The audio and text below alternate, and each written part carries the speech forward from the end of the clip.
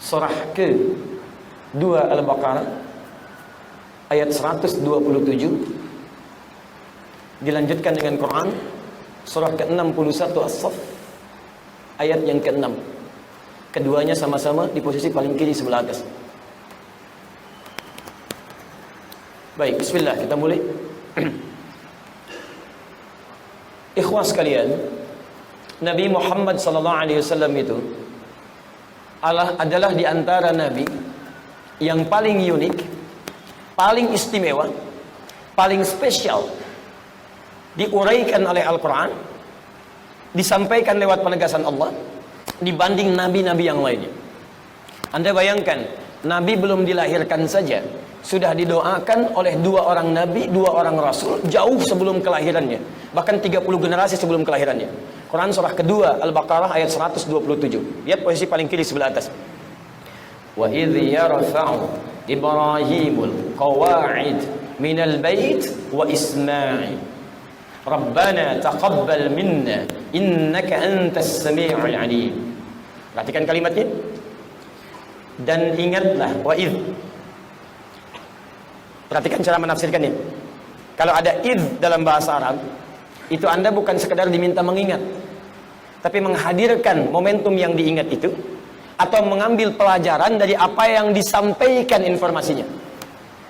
Diseakan-akan Allah ingin menyampaikan wa'idh, dan pelajarilah dan hadirkanlah momentum ini jika Anda ingin menghadirkannya.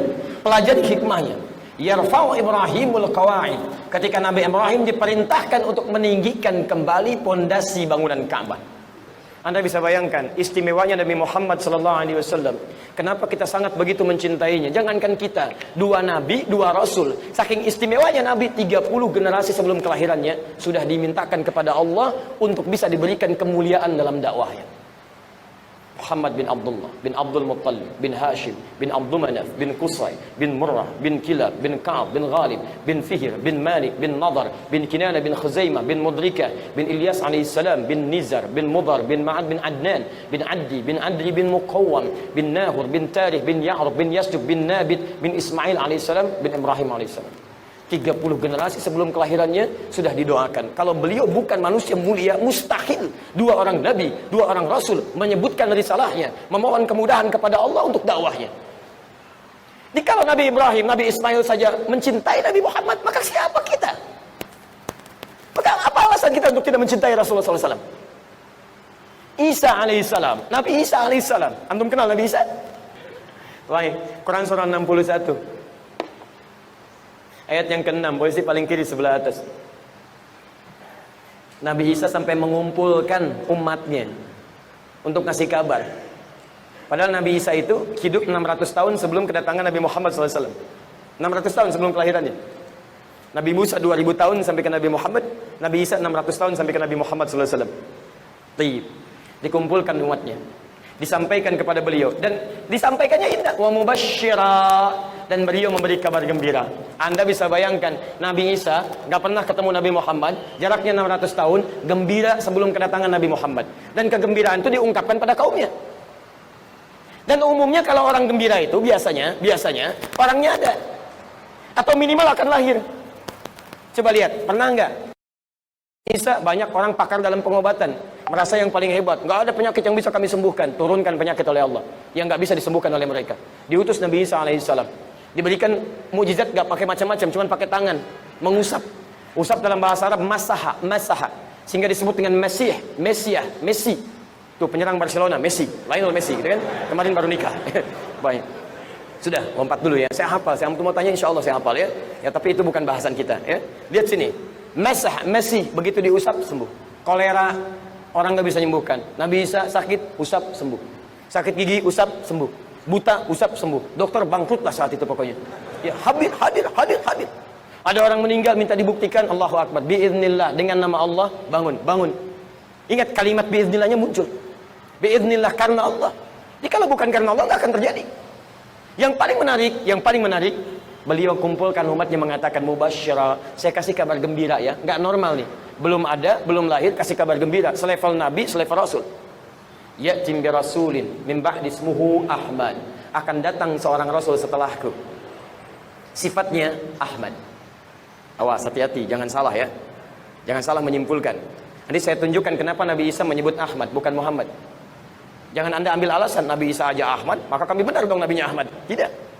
Lihat sini, nama Nabi yang melekat pada Nabi Muhammad itu semua nama sifat, bukan nama zat. Nama sifat. Beda antara sifat dengan zat itu lain. Asep, zat. Untuk membedakan antara Asep dengan Doni. Ini Asep, ini Doni. Jadi kalau dipanggil Asep, mustahil Doni yang melirik. Tapi kalau sifat, itu bisa melekat pada keduanya. Asep jujur, Doni jujur. Keduanya orang jujur. Sifat. Nah, nama yang melekat pada Nabi Muhammad Rasul terakhir itu, istimewanya semua nama sifat. Kadang disebut dengan Muhammad, 4 kali disebutkan dalam Al-Quran. Muhammad. Quran, surah ketiga ayat 144. Quran, surah ke-33 ayat ke-40. Quran, surah ke-47 ayat kedua.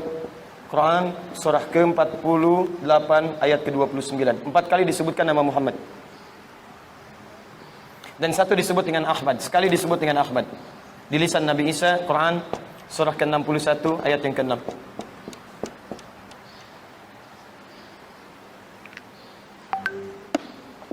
Perhatikan, ini yang menjadi alasan kenapa Nabi dicintai oleh para nabi dan rasul sebelumnya.